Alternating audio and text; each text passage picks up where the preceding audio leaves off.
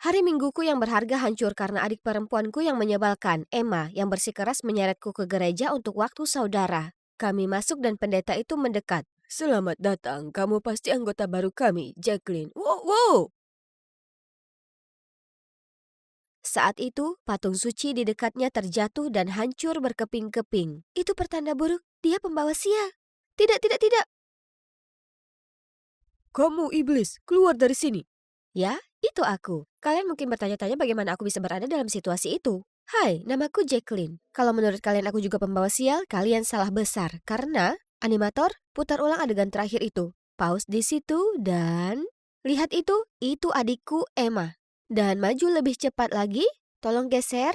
Di sana, di sanalah dialah biang keladi di balik apa yang disebut sebagai kesialanku. Kalian pasti bertanya-tanya kenapa aku tidak mengungkap Emma hari itu. Itu karena semua orang tertipu oleh penampilan Cinderella yang naif dan tidak pernah percaya bagaimana malaikat hidup bisa melakukan perbuatan nakal seperti itu. Tapi kenyataannya, dia adalah iblis. Dia melakukan segalanya untuk membuatku terlihat seperti bencana berjalan kemanapun aku pergi. Tapi, siapa aku, hah? Malam itu, untuk membalas Emma, aku bersembunyi di bawah tempat tidur sampai dia tertidur lelap. Melingkarkan tanganku yang sedingin es di pergelangan kakinya, melompat keluar dari bawah tempat tidur dan... Boo! Emma berteriak dari atap dan orang tua kami bergegas masuk ke kamar dengan khawatir, hanya untuk melihatku tertawa histeris. Saat itu, polisi yang sedang berpatroli juga menerobos masuk, mengira ada sesuatu yang tidak beres di rumah kami. Kami akhirnya menghabiskan malam itu mencoba menjelaskan kepada mereka bahwa tidak ada yang terjadi dan mereka akhirnya pergi. Tahukah kamu berapa banyak malam tanpa tidur yang kita alami hanya karena pertengkaran kecil kalian? Itu dia, aku akan mendaftarkan kalian berdua ke peternakan komunitas mulai besok. Apa? Tapi ayah, aku tidak bisa hidup di antara binatang dan tanah. Untuk kali ini aku setuju dengan Emma, tidak mungkin aku pergi ke sana. Kalian tidak boleh pulang sampai kalian belajar hidup bersama. Tinggal bersama Emma sepanjang waktu, aku lebih suka menjadi pembawa sial sekarang. Jadi keesokan paginya, ibu dan ayah mengantar kami ke pertanian untuk hidup dari lahan tersebut dan bersatu bersama. Tapi lihatlah ketenangan dan pemandangan yang indah ini. Mungkin datang ke sini bukanlah ide yang buruk. Tiba-tiba sebuah lagu yang keras dan menjengkelkan mulai diputar dari dalam koperku. Mengagetkan para hewan dan mereka menjadi panik. Hentikan musiknya. Tapi koperku terkunci. Aku melihat Emma menyeringai, menekan teleponnya dan musik tiba-tiba berhenti. Setelah semua terkendali, para petani menatapku dengan pandangan tidak suka. Tepat ketika aku mengira keadaan tidak akan lebih buruk lagi, sebuah trailer di dekatnya tergelincir dan mulai terguling menuruni bukit langsung menuju ke salah satu petani yang tidak sadar. Emma segera menyerbu masuk dan mendorong dirinya serta petani itu keluar dari bahaya, tepat pada waktunya. Richard, kamu baik-baik saja? Oh ya, terima kasih kepada nona muda ini. Kamu menyelamatkan hidupku. Betapa beruntungnya kamu. Trailer itu sudah lama tergeletak di sana tanpa masalah. Kenapa tiba-tiba rusak sekarang? Oh, itu adikku. Dia punya reputasi membawa kesialan kemanapun dia pergi. Aku minta maaf atas namanya. Tidak, tidak, tidak, tidak. Jangan dengarkan dia. Dia jahat. Itu bukan sesuatu yang harus kamu katakan pada adikmu. Lihat dia, bagai bidadari. Emma segera mengaktifkan kekuatan manipulasinya. Oh, ayo, kami punya kamar terbaik untukmu. Hei, bagaimana denganku? Keesokan paginya aku disuruh memerah susu sapi sementara Emma bahkan tidak perlu mengangkat satu jari pun, hanya berkeliling dan membuat prank padaku. Dalam keadaan panik seorang pria muncul dan membantuku. Apa yang terjadi di sini? Semua selangnya sudah terlepas. Aku minta maaf soal itu. Itu lelucon bodoh kakakku yang membuatku terlihat seperti orang yang sial. Menarik. Oh, baiklah, kita akan menyerahkan susu sapinya sampai kita mendapatkan penggantinya. Susu tangan itu akan memakan waktu lama. Emma harus membayar. Hei, tidak perlu itu. Aku akan membantumu. Ngomong-ngomong, aku Sam. Dia memberikan senyuman paling cerah dan aku langsung merasa lebih baik. Aku Jacqueline, terima kasih sudah membantuku, tapi tombol mana yang harus aku tekan untuk mendapatkan susu? Sam tertawa terbahak-bahak dan aku merasa seperti orang paling bodoh di dunia. Maaf, itu lucu sekali. Oke, kamu tidak menekan tombol apapun. Kamu harus menekannya seperti ini. Saat itu, Sandrine lewat dan melihat kami. Ya, siapa yang membuatmu tersenyum seperti itu, Sam? Jacqueline, kamu benar-benar sesuatu ya? Saat dia pergi, aku merasakan jantungku berdebar kencang dan melihat Sam juga tersipu. Rasanya panas sekali melihat musim panas. Jadi, Sam, berapa lama kamu akan tinggal di sini? Baru-baru ini. Aku sebenarnya seorang pemain ski dari kota juga. Tapi aku datang ke sini karena beberapa hal. Ayo, kita jual susunya. Sam dan aku kemudian berjalan ke pasar yang ramai. Yang mengagetkan, pelanggan sangat ingin mendapatkan susu kami. Aku siap dapat uang tunai pertama dengan susah payah ketika tiba-tiba, You'd better watch out, you'd better not buy, better not drink this milk right here. Jinxie Jacqueline coming to town. Kerumunan ramai karena khawatir atas susu kami. Sebenarnya kukira orang lain adalah sang pembawa sialnya. Soalnya susu kita sangat segar hari ini. Semua berkat jimat keberuntunganku Jacqueline. Dia dan aku bekerja sepanjang pagi untuk memerah susu sapi dengan tangan. Berkat perkataan Sam, penonton kembali heboh. Semudah itu, susunya terjual habis hanya dalam beberapa jam. Wuhu! Namun ketika kami sampai di rumah, orang-orang mulai memuji Emma karena membawa keberuntungan bagi bisnisnya. Sebenarnya Sam dan akulah yang memerah susu sapi. Dan Sam melakukan sebagian besar pekerjaan berat. Dia tidak ada hubungannya dengan ini. Ruangan itu tiba-tiba terasa canggung dan orang-orang mulai membuang muka. Cuma Sandrine yang peduli untuk mengenali kami. Jadi begitu, kalian berdua adalah tim yang hebat. Bagaimana dengan kita? Aku pikir kita menjadi tim yang lebih baik. Lepaskan aku dasar brengsek. Aduh, semangat sekali. Ya ampun, apa kamu baik-baik saja? Kenapa kamu bertingkah liar, Jacqueline? Aku baik-baik saja. Dia mungkin agak kedinginan saat ini, tapi dia akan segera bersikap hangat padaku. Benarkan, Tuan Putri? Emma segera menatapku dengan tatapan maut. Adam, kenapa kau ada di sini? Aku di sini untukmu, kakak tersayang. Ibu dan ayah sangat khawatir saat kembali ke rumah. Astaga, keduanya berhubungan, tapi mereka tidak mirip. Ya, itu menjelaskan kenapa ketegangan mereka membakar ruangan. Hentikan kalian berdua, selalu saja ribut. Ini sudah malam. Jacqueline, maukah kamu pergi dan mengunci pintu gerbang? Oh, ya, tentu saja. Namun sebelum aku sampai di gudang, tiba-tiba ada tangan yang menarikku kembali. Jauhkan wajahmu dari Adam, dia milikku. Oh begitu, kamu jatuh cinta padanya ya? Sayang sekali karena dia sepertinya malah menyukaiku, kakak. Beraninya kamu. Emma berlari di depanku menuju kandang, menyalakan semua lampu, meniup peluit yang memekakan telinga, dan domba-domba itu menjadi liar lagi. Aku mati-matian mencoba menghentikan kawanan panik tetapi tidak ada gunanya. Hanya ketika para petani muncul dan membiarkan anjing gembala melakukan pekerjaannya, suasana menjadi terkendali. Ini semua salahmu, kamu tidak memberi kami apa-apa selain nasib buruk dan kekacauan. Itu tidak benar, aku mencoba membantu, sementara masalah ini dibuat Emma. Berhentilah menyalahkan dan mulailah belajar sopan santun. Aku tercengang, di belakang Richard, Emma menyeringai licik. Dia menang kali ini, tapi tidak lama, karena bagaimana kalau aku mencuri gebetan Emma alias Adam tepat di hadapannya. Sebenarnya aku tidak perlu mencuri apapun karena Adam selalu menemukan jalan ke arahku terlebih dahulu. Dan dia juga mengajak Sam. Sepertinya ada sesuatu yang terjadi di antara mereka dan mereka terus berjuang untuk mendapatkan perhatianku. Mereka menghujaniku dengan makanan, berebut kursi di sebelahku saat makan malam dan tidak mengizinkanku mengangkat apapun. Bahkan yang sangat ringan sekalipun, itu sangat menjengkelkan. Tapi melihat Emma marah-marah karena cemburu setiap kali itu sangat berharga. Suatu sore, Sam dan aku sedang memetik bunga di ladang ketika dia dengan lembut menyelipkan sekuntum bunga ke rambutku. Kelihatan cocok untukmu. Lalu, dia mengangkat wajahku dan mendekat. Aku sedang melayang tertiup angin musim panas, siap untuk berciuman ketika kami berdua terguncang oleh putaran mesin. Adam?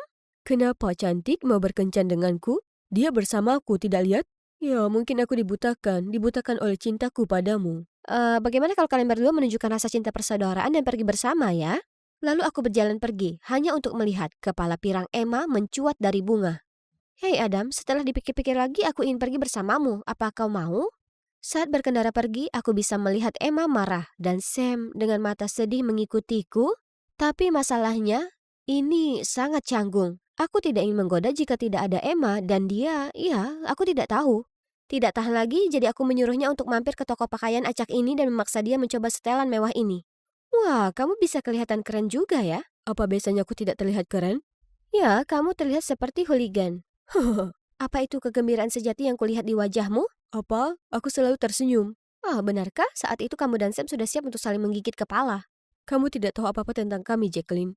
Aku tahu kamu menyukai dia, tapi aku tidak akan pernah membiarkan kalian berdua bersama. Tidak kali ini. Kami kembali ke peternakan dan melihat Emma menunggu kami. Semuanya gelisah.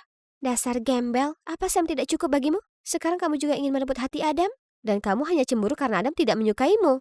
Benar, aku hanya tertarik pada Jacqueline. Dia dan Sam tidak pernah bersama. Jadi berhentilah mencampuri urusan kita. Emma tidak dapat berkata-kata. Untuk pertama kalinya, dia kelihatan begitu rentan, lalu bergegas pergi sambil menangis. Lihat yang kamu lakukan, bro. Mempermainkan hati Emma dan Jacqueline adalah pukulan telak. Kaulah yang bicara, bukankah masalah Karen adalah pukulan telakmu? Karen? Karen siapa? Karen adalah orang yang kamu sukai, aku tidak ada hubungannya dengan dia. Sudah waktunya kamu melupakannya. Bukan itu yang dikatakan Karen. Dia bilang padaku kamu merayunya. Dan kamu meninggalkannya saat dia jatuh cinta padamu. Dia berbohong, oke? Dia ingin memanfaatkanmu untuk melawanku. Aku tidak pernah sekalipun membalas perilaku obsesifnya. Aku hanya ingin meninggalkan segalanya dan menikmati hidupku di sini bersamanya. Jadi Adam, tolong biarkan kami begitu saja. Sayang sekali, dia malah menyukaiku. Kau tak lihat dia tidak peduli jika saudarinya menyukaiku. Dia tetap memilihku dibandingkan kamu. Sial, kata-kata itu sangat memukulku. Aku tidak menyadari apa yang telah kulakukan pada Emma selama ini. Saatnya mengakhiri semua konflik saudara yang konyol ini. Teman-teman, berhenti. Kalian saling menyakiti sama seperti Emma dan aku. Jacqueline, si brengsek ini mempermainkanmu dan Emma. Dia layak dipukul. Tidak, Sam. Aku juga bukan orang yang polos. Aku juga memanfaatkan Adam untuk membalas Emma. Kamu apa? Aku tahu, tapi semua balas dendam kecil ini tidak membawa kebaikan sedikit pun bagi kita. Tidak ada yang menang sama sekali. Dan sejujurnya, aku menyesal telah menyakiti Emma. Kalian juga harusnya begitu. Kamu ingin anak emas ini melepaskan egonya yang setinggi langit? Ya, semoga berhasil. Aku bukan anak emas, Adam. Apa kamu bercanda? Dengan semua kesuksesan dan piala skimu, ibu dan ayah bahkan tidak bisa melihatku di balik semua itu. Saat kamu meninggalkan rumah, mereka ketakutan dan membuatku pergi mencarimu. Kamu tahu alasan aku berhenti main ski dan meninggalkan rumah? Karena ibu dan ayah tidak berhenti menekanku. Itu membuatku tercekik. Setiap kali aku berdiri di arena, seluruh tubuhku bergetar hebat. Aku bukanlah manusia sempurna dan aku tidak ingin mengalihkan perhatianmu. Aku minta maaf kalau kamu merasa begitu. Ya, aku tidak tahu. Kamu bisa memberitahu kami yang kamu alami. Ke siapa? Ke ibu dan ayah? Mereka yang terus mendorong dan mengomel? Maaf, aku tidak ada untukmu. Akulah yang jahat. Baiklah, kalian berdua bisa menyelesaikan ini. Sekarang permisi, aku punya konflik saudara sendiri yang harus diselesaikan. Aku hendak pergi ketika kami mendengar Emma berteriak. Api! Api, tolong! Kami segera bergegas menghampirinya dan api sudah menyambar tumpukan jerami. Nyala api itu menyebar dengan cepat. Aku tidak sengaja menjatuhkan lampu minyak. Apa yang kita lakukan sekarang? Panggil pemadam kebakaran. Adam, bawa semuanya ke sini. Kami berdua akan pergi mengambil air. Ayo. Sam dan aku berusaha sekuat tenaga menuangkan ember demi ember air. Tapi itu hanya menghentikan penyebaran api, bukan memadamkannya. Kami hampir kehabisan tenaga ketika para petani datang bersama petugas pemadam kebakaran. Dan untungnya setelah setengah jam, semuanya terkendali. Phew. Tapi kemudian para petani mulai mengelilingiku. Itu karena ulahmu, kan? Setiap kali insiden terjadi, kamu selalu ada.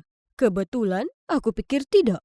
Ini dia lagi. Tapi kali ini aku terlalu terpukul untuk mengatakan apapun. Lalu ada Emma yang ketakutan karena trauma. Jadi aku berusaha sekuat tenaga untuk berdiri. Benar, aku menjatuhkan lampu minyak dan menyebabkan kebakaran ini. Apa yang kamu lakukan? Tidak apa-apa, aku sudah terbiasa dengan ini. Tidak, itu salahku. Jacqueline hanya mencoba untuk mengambil risiko. Faktanya, selama ini akulah yang melakukan semua kerusakan dan menyalahkan Jacqueline. Apa ini nyata? Emma membelaku? Kamu, apakah ini semacam lelucon kekanak-kanakan? Kamu bisa saja merugikan semua orang di sini. Ini pekerjaan seumur hidup kami, bukan taman bermain anak perempuanmu. Aku benar-benar minta maaf. Sudah cukup. Besok pagi kalian berdua harus pergi dari sini. Selamanya. Kami tidak punya pilihan selain menelpon orang tua kami untuk menjemput kami. Sementara itu aku harus mengemas barang-barangku. Hei, aku tahu aku sudah jahat padamu sejak lama. Jadi, kenapa kamu masih melindungiku? Aku hanya bosan dengan pertengkaran kecil-kecilan. Lagi pula aku merasa tidak enak karena mencuri Adam darimu. Aku tidak punya perasaan apapun padanya, dan menurutku dia juga tidak jatuh cinta padaku. Aku hanya ingin mengerjaimu. Sudah kuduga, sebenarnya aku pernah mendengar kalian membicarakan itu, dan itu membuatku sadar. Kalian tahu, aku dulu senang menjadi anak tunggal. Ya, serius. Tapi sejujurnya, saat kamu datang, rasanya semua perhatian dan cinta dilucuti dariku. Aku merasa sangat kesepian dan cemburu, jadi aku memutuskan untuk menjadikanmu pusat perhatian, tetapi dengan cara yang paling buruk. Maaf, tidak apa-apa, sekarang semuanya sudah berlalu. Aku hanya ingin kita rukun. Dan aku tidak disebut pembawa sial lagi. Baiklah. Keesokan paginya orang tua kami datang dengan keadaan marah. Kami sangat siap untuk landasan jangka panjang, tetapi begitu mereka melihat kami berpegangan tangan, mereka senang. Sayang, menurutku rencanamu berhasil. Aku tahu kalian berdua bisa jadi pembuat anar kecil, tapi jauh di lubuk hati kalian masih saling mencintai. Ayo, kita pulang. Bisa tunggu beberapa menit saja? Aku tidak ingin pergi tanpa mengucapkan selamat tinggal pada Sam, tapi kenapa dia lama sekali? Kalau begitu, aku harus pergi. Sam akhirnya muncul. Tunggu, aku bergegas keluar dari mobil dan berlari untuk memeluknya erat-erat. Kupikir kamu tidak datang untuk selamat tinggal. Bagaimana tidak, apalagi saat kamu melupakan hal terpenting. Serius? Apa itu? Itu aku, kamu bodoh. Oh, kamu akan kembali ke kota? Ya, aku punya alasan untuk kembali sekarang, ke kota, untuk bermain ski. Dan apa itu? Itu kamu. Tiba-tiba, sebuah pohon tumbang tepat di samping kami dan merusak kotak surat. Menyebabkan semua surat berterbangan. Haha, kamu benar-benar sial ya? Hei, pohon itu sudah busuk. Dan bukankah tidak mengenai kita berarti sebenarnya aku beruntung? Aku hanya bercanda.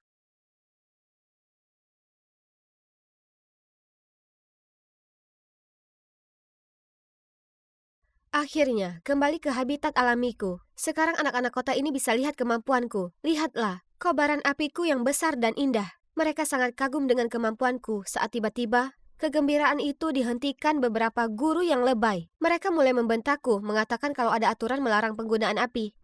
Bagaimana bisa kalian sebut ini perkemahan kalau api unggun tak diizinkan? Menyalakan api adalah kemampuan bertahan hidup yang penting. Orang-orang kota membosankan ini tak tahu apapun. Lagi pula siapa butuh aturan mereka? Aku tahu aku tak butuh. Hai, aku Nova. Si bahaya kebakaran. Dan aku tak selalu tinggal di kota. Kuhabiskan 14 tahun hidupku tinggal di jalanan. Keluarga kami dulu berkeliling negeri dengan trailer kami. Kami tak pernah tinggal di tempat manapun lebih dari beberapa bulan. Kami mengumpulkan makanan dan tidur di bawah bintang-bintang. Tapi duniaku jungkir balik saat orang tuaku memutuskan bercerai. Ibuku ingin menetap dan ayah akan melanjutkan hidup di jalan. Aku memohon agar bisa pergi dengan ayah, tapi ibu mendapat hak asuhku. Aku ingin sekali tinggal denganmu, burung kecilku, tapi aku harus pergi. Tak ada sangkar yang bisa menahanku terlalu lama. Di saat itu aku janji pada diriku sendiri aku juga akan bebas dan membentangkan sayapku. Aku dan ibu kemudian tinggal di apartemen 2 kamar di Savannah, Georgia, di mana kami disambut tetangga baru kami. Brenda Foster, seorang guru SMP, dan anaknya Scott yang akan segera bersekolah denganku. Bu Foster sangat ramah, tapi sejak aku bertemu dengan Scott, aku tahu kami tak akan akur. Orang-orang kota selalu menggerutu dan lekat dengan ponsel mereka. Ibu harus ambil 2 pekan untuk memenuhi kebutuhan. Akuntan di siang hari, pegawai Burger King di malam hari. Lemari pakaiannya yang warna-warni tergantikan dengan seragam kusam dan yang kami makan sekarang hanyalah makanan cepat saji. Masih kusimpan secerca harapan suatu hari nanti saat ibu menghasilkan cukup uang, kami akan segera kembali ke jalan. Tapi tidak, ini akan jadi rumah kita selamanya. Semua mungkin berat untukmu pada awalnya, tapi percayalah padaku, ini akan baik bagimu ke depannya. Kedengarannya ia ingin hidupku jadi membosankan dan pengap seperti ini untuk selamanya. Kemudian tiba waktu bersekolah, ada banyak sekali aturan dan setiap momen di hari kami telah dijadwalkan. Dalam satu pagi saja, aku terkena masalah karena pergi ke kamar mandi dan karena memakan bekalku. Dan di atas itu semua, setiap guru mengeluh tentang tulisan tangan dan pengejaanku. Tapi semuanya jadi makin buruk saat aku berada di antara anak-anak lain, bisa ku dengar bisikan mereka kemanapun aku pergi. Satu anak bahkan mendatangiku untuk bertanya kenapa aku pakai baju hippie yang aneh. Pakaianku tidaklah aneh, kalian yang aneh. Bahkan ketika beberapa dari mereka mengajakku duduk bersama saat makan siang, aku merasa seperti orang luar. Ada yang mau minuman pink sepulang sekolah? Bukan aku sedang menabung untuk The Eras Tour. Ikut sertakan aku memasuki era cewek pink. Tak ada satu kata pun yang mereka ucapkan masuk akal bagiku. Akhirnya mereka bertanya mengenai kehidupan lamaku. Ya, kami tak harus makan makanan tak sehat ini, kami bisa dapatkan sayuran segar di pinggir jalan. Dan aku tahu bagaimana menguliti korban jalan. Dan setiap hari kami mencoba bermacam buah dan jamur yang berbeda, tapi berhati-hatilah, jamur bisa saja membunuhmu. Tapi pada saat itu, kuperhatikan mereka tak bisa berkata-kata ataupun pucat seperti hantu. Apa? Aku mengatakan sesuatu yang salah? Setiap hari sekolah adalah penuh dengan pelajaran yang membingungkan. Tapi hari ini adalah pelajaran musikku yang pertama dan aku sangat bersemangat akhirnya kulakukan hal yang kubisa. Saat guru musiknya, Pak Sapiro, bertanya apa ada yang ingin tampil di kelas, aku bangkit dari tempat dudukku, siap beranjak. Dengan percaya diri ku nyanyikan lagu kesukaanku, tapi di tengah-tengah Pak Sapiro menyelaku. Kita belajar musik klasik, gaya itu disebut reggae yang tidak kami ajarkan di sini.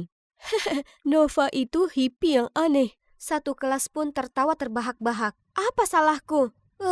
Scott! Aku ingin sekali memberinya kesempatan untuk mencicipi gitar Rosewoodku, tapi semua orang menahanku. Pada akhirnya Pak Sapiro mengatakan dia akan bicara dengan ibu kami sepulang sekolah. Scott dan ibunya sudah pergi sebelum ibuku datang. Pak Sapiro memberitahu ibu kalau aku ini pemarah yang selalu berpakaian tak pantas. Aku menunggu ibu membelaku, tapi dia hanya meminta maaf. Saya akan bicara dengannya nanti. Tolong maafkan perilakunya, dia tak pernah sekolah sebelumnya. Siapa wanita ini dan apa yang dia telah lakukan pada ibuku? Kemudian kuceritakan kepada ibu betapa mengerikannya sekolah. Tatapan dan ejekan yang terus-menerus, bagaimana semua orang sepertinya agak takut denganku. Berlawanan dengan yang kuharapkan, ibu memberitahuku sebaiknya aku berusaha lebih keras untuk berbaur, dan dia bahkan membelikanku pakaian normal untuk bersekolah. Ibu, pakaian adalah caraku berekspresi. Aku tak mau ganti hanya untuk berbaur. Apa yang terjadi pada ibu? Bukankah ibu yang mengajariku untuk jadi diri sendiri? Memang, tapi sekarang aku ingin kau berbaur supaya kau bisa berteman. Aku harus pergi sebelum mulai menangis. Aku tak bisa tetap berada di apartemen yang pengap itu lagi. Jadi aku keluar dari jendela, memanjat turun tangga darurat dan melarikan diri. Tapi di satu titik sadari aku tak tahu kemana harus pergi. Jadi aku berkeliaran hingga bertemu dengan keluarga Foster yang bersikeras mengantarku pulang. Anehnya, Scott tampak tak begitu mengesalkan dan terus memandangku canggung di sepanjang perjalanan pulang. Ibuku jelas terkejut melihatku saat dia membuka pintu. Aku merasa bagai lelucon, karena ia bahkan tak sadar pelarian memberontakku yang hebat. Aku tak bisa tidur malam itu. Setelah memikirkannya lagi, aku menyimpulkan kalau aku bisa dapatkan kehidupan lamaku jika aku temukan ayahku. Andai aku tahu caranya. Keesokan paginya di sekolah, ku cari perlengkapan yang kubutuhkan untuk menemukan ayahku. Kompas, senter, peta. Scott, apa yang kau lakukan di sana? Kau duluan. Aku mau minta maaf atas apa yang terjadi di kelas musik kemarin. Giliranmu. Aku mengumpulkan apa yang kubutuhkan untuk mencari ayahku, dan tak ada yang bisa kau lakukan untuk menghentikanku. Menghentikanmu? Kelihatannya kau butuh bantuan. Peralatan itu mungkin membantumu ratusan tahun yang lalu, tapi kini kita cukup gunakan internet. Aku tak mau bantuan Scott, tapi mungkin dia benar. Aku tak punya petunjuk harus mulai dari mana, dan bahkan kesulitan menggunakan ponselku. Mungkin aku butuh sedikit bantuan untuk belajar internet. Ikuti aku. Scott menghabiskan sepanjang sore mengajariku dasar-dasar internet. Dia juga menanyakan kehidupan lamaku dan kudapati diriku bercerita semuanya padanya. Semua yang kurindukan dan yang kubenci dari kehidupan baru ini. Yang membuatku heran, dia maklum. Ibunya juga seorang ibu tunggal dan sudah bertahun-tahun sejak dia mendengar kabar dari ayahnya. Setelah hari itu, kurasa benciku padanya sedikit berkurang. Sekitar seminggu kemudian, kurasa aku siap untuk memulai pencarianku. Aku tak tahu kalau googling nama ayahku akan memberiku hasil jutaan. Aku hampir menyerah saat kulihat beberapa orang mencari anjing mereka. Itu memberiku ide. Kucetak sebanyak mungkin selebaran yang diperbolehkan perpustakaan dan menghabiskan hari berikutnya menempelkannya di perkampungan. Aku terkejut dengan nomor telepon asing. Halo? Ya, hai. Aku baru saja melihat seorang hippie yang kebingungan berkeliaran dan itu cocok dengan deskripsi yang kau berikan. Aku sangat terkejut dengan betapa cepatnya aku mendapat respon. Tapi kemudian kulihat Scott setengah blok jauhnya menyeringai padaku dengan ponsel di tangan. Internet yang kau ajarkan kepadaku tidak berguna. Menemukan orang tidak secepat itu, bahkan dengan internet. Peluang terbaikmu adalah database di kantor polisi. Apa kau yakin kau? Aku tak perlu mendengar kata-kata lagi dan segera menepikan mobil polisi yang lewat. Di sebelah sini, Pak. Petugas polisi menepi dan menurunkan jendelanya. Selamat pagi, Pak. Tolong bawa kami ke kantor. Apa yang kalian berdua lakukan? Di mana orang tua kalian? Begini, saya mencari ayah saya. Kudengar petugas itu bicara melalui intercom, mengatakan dia membawa anak hilang kembali ke kantor. Ya, bukan itu yang kumaksud, tapi kurasa apapun yang bisa dilakukan. Saat dia menuntunku ke bagian belakang mobil, aku ingat, Pak, dia bersamaku, apa sebaiknya kita membawanya juga? Koreksi, 2 anak hilang. Scott jelas tercengang saat petugas polisi memandu kami memasuki mobilnya. Lucu sekali. Tentu saja aku membutuhkan pendampingku untuk membantuku temukan benda database itu. Tak lama setelah tiba di kantor, petugas itu meninggalkan ruangan untuk mengambilkan air untuk kami. Segera setelah pintu ditutup di belakangnya, aku langsung beraksi. Aku harus mencari di setiap sudut, tapi Scott tak membantu. Ayo bantu aku, di mana kira-kira benda database itu di ruangan ini? Apa? Tidak bodoh, itu ada di sini. Kemudian dia ke depan komputer dan melakukan beberapa klik. Ketika nama ayahmu di sini. Tetap awasi. Dalam sekejap sebuah file berisi informasi ayahku muncul. Aku mencetaknya dan berlari kencang pulang sebelum tintanya mengering. Jantungku berdegup kencang saat ku tekan nomor ayahku. Heyo. Ayah, senang sekali mendengar suaramu. Oh, siapa ini? Ini aku, Ayah. Sangat hening di seberang sana. Apa aku telepon nomor yang salah? Ini aku, Nova. Nova, senang bisa mendengar kabarmu. Coba tebak, nak. Aku telah melakukan berbagai macam petualangan. Kemudian dia cerita semua perjalanan menakjubkan yang aku ingin sekali berada di sana. Kemudian kutanya dia di mana supaya aku bisa menemukannya. Aku hidup di masa sekarang, burung kecilku. Aku pergi kemanapun jalan membawaku. Kumohon, Ayah, biarkan aku ikut. Baiklah, temui aku di pintu keluar antar negara bagian jam 10 malam besok. Ia mengakhiri panggilan sebelum aku bisa berkata apa-apa lagi. Aku tiba-tiba ingin menangis entah kenapa. Itu pasti air mata haru. Aku akhirnya bertemu dengan ayahku lagi, tapi bagaimana aku bisa sampai ke sana? Mungkin pendampingku Scott bisa membantu. Itu jika dia berhasil kembali dari kantor polisi. Ups! Aku lari ke apartemen Scott dan yang mengejutkan, dia yang membuka pintu. Hei, bagaimana kau bisa sampai rumah? Setelah ku jelaskan ke petugas kalau kau itu hanya sedikit nyentrik, dia membiarkanku pergi. Aku minta maaf aku meninggalkanmu di sana. Aku sungguh tak berpikir. Oh, aku bicara dengan ayahku. Dia akan menjemputku besok malam. Jadi, aku butuh bantuanmu untuk jalan ke tol. Jalan tol? Orang tua macam apa yang menyuruh anaknya yang 14 tahun menemuinya di jalan tol malam-malam? Apa dia bahkan bertanya keadaanmu? Atau ibumu? Dia jelas tak peduli sama sekali. Tunggu. Iya, dia sebenarnya tak bertanya. Tapi ayah mungkin sibuk. Lagi pula kita bisa bicarakan itu besok saat kami bertemu. Beraninya Scott berpikiran buruk akan ayah. Apa yang kau tahu tentang ayahku? Dia itu berjiwa bebas dan aku seharusnya berpergian dengannya. Hidup itu tentang menjadi spontan. Ibuku bahkan tak mengerti itu. Jadi aku tak berharap kau mengerti. Tapi jika kau tak mau menolongku, tak apa. Akan ku cari jalan keluar sendiri. Kemudian aku bergegas pergi. Malam berikutnya, saat aku sedang berkutat dengan Google Maps, ponselku tiba-tiba terenggut dari tanganku. Kuantar kau ke sana. Kau bisa tersesat jika pergi sendiri. Aku masih agak kesal soal kemarin, tapi dia itu baik sekali. Ditambah, Scott benar. Aku akan tersesat jika sendirian. Kami tiba lebih awal dan menunggu. Waktu terus berlalu, jadi ku telepon ayahku beberapa kali, tapi tak ada jawaban. Kemudian kulihat saat itu sudah lewat jam 11, panggilanku akhirnya terhubung. Oh astaga, kau di sana sekarang? Bus kami sudah lewat savana beberapa waktu lalu. Hahaha, kami mengadakan pesta besar, kau harus lihat. Oh, ya, mungkin kita akan bertemu lagi segera. Selamat tinggal burung kecil. Dia langsung menutupnya. Kulihat Scott memperhatikanku menunggu reaksi, tapi aku tak sanggup lagi menahannya dan menangis. Scott membawa kami ke bus untuk pulang. Aku terisak-isak sepanjang perjalanan dan tak sanggup bicara dengan semua air mata ini. Akhirnya Scott angkat bicara. Saat orang tuaku bercerai, aku juga habiskan banyak waktu marah kepada ibuku. Aku tak paham kenapa ia tak membuat ayahku tetap tinggal. Tapi, ia sudah berusaha, ya kan? Tidak, ibu hanya menerimanya, dan akhirnya kusadari kalau dia tak lemah seperti yang kukira. Ia memilih untuk tinggal untuk memastikan kehidupanku normal, memutuskan pergi akan sangat mudah, dan apa yang ia lakukan, tetap bertahan, sebenarnya membutuhkan lebih banyak kekuatan.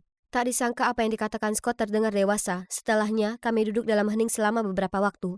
Aku paham apa yang Scott katakan, tapi kurasa itu tak berlaku untuk kasusku. Ibuku bukanlah orang yang sama seperti dulu.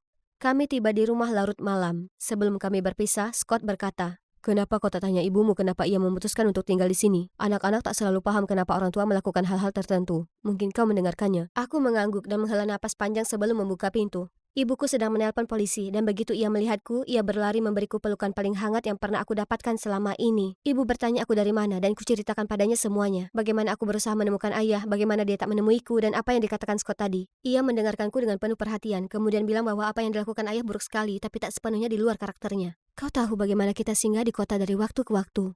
Melakukan pekerjaan sementara seperti jadi pelayan dan mencuci mobil, kan? Yang tak kau ketahui adalah ayahmu selalu mengacau dan dipecat beberapa hari setelah dia mulai bekerja. Jadi kami memutuskan dia akan menjagamu sementara aku yang bekerja.